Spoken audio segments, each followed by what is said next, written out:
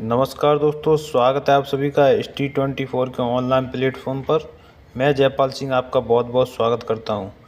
दोस्तों, अनेक शब्दों के पार्ट 5 मैं आपको दे चुका हूं।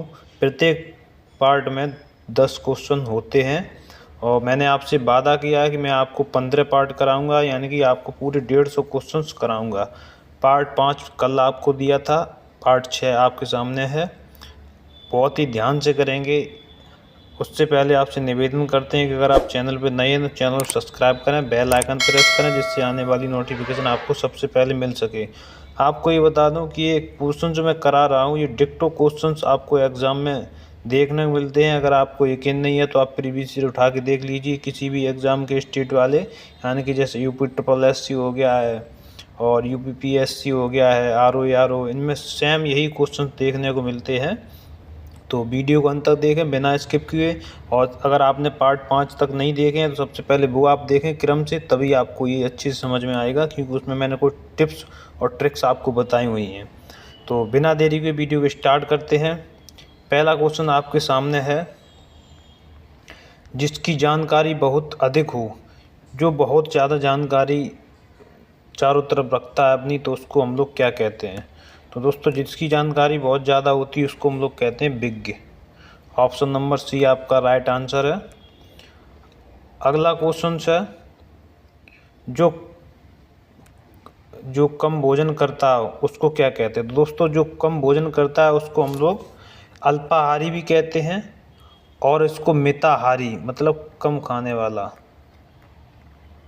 मिताहारी भी कहते हैं। ओके, तो दोनों आंसर आप याद रखेंगे, मिताहारी कम खाने वाला और अल्पाहारी कम खाने वाला, अल्प मतलब थोड़ा खाने वाला। ठीक है, तो नेक्स्ट क्वेश्चन आपका है क्वेश्चन नंबर 3, एहसान न मानने वाले को हम लोग क्या कहते हैं? तो दोस्तों, बेवफा होगा नहीं, क्योंकि बेवफा का मतलब अलग होता है। कृतज्ञ एहसान मानता उसको कहते हैं, जो नहीं मानता उसको हम लोग कहते हैं कृतज्ञ। तो ऑप्शन नंबर डी आपका राइट आंसर है। क्वेश्चन नंबर 4 स्टार्ट करते हैं। और आपको मैं ये भी बता दूं कि जो पार्ट 5 तक मैंने आपको दिए हैं उसमें बहुत मोस्ट इम्पोर्टेंट क्वेश्चंस हैं, और मैंने आपसे वादा किया है कि मैं आपको पूरे 150 क्वेश्चंस कराऊंगा, अनेक शब्दों के लिए एक शब्द। उससे बाहर आपका जाने वाला नहीं है। कोई भी स्टेट एग्ज़ाम आप देख लो, 150 क्वेश्चंस वही घुमा के बार बार पूछ लेते हैं अलग अलग भाषा में। जैसे अभी ऊपर पूछा था कि कम खाने वाला, ऐसे ही पूछा जाता है कम भोजन करने वाला, ऐसे बस क्वेश्चंस को आपको भाषा में कठिन करेगा और कुछ नहीं होगा। तो नेक्स्ट क्वेश्चन है, जंगल में लगने वाली आग को क्या कहते हैं? तो जो जंगल में आग लगती है उसको वनाग्नि तो कहेंगे नहीं, उसको कहते हैं दावानल। पेट में जो आग लगती है उसको कहते हैं जठराग्नि।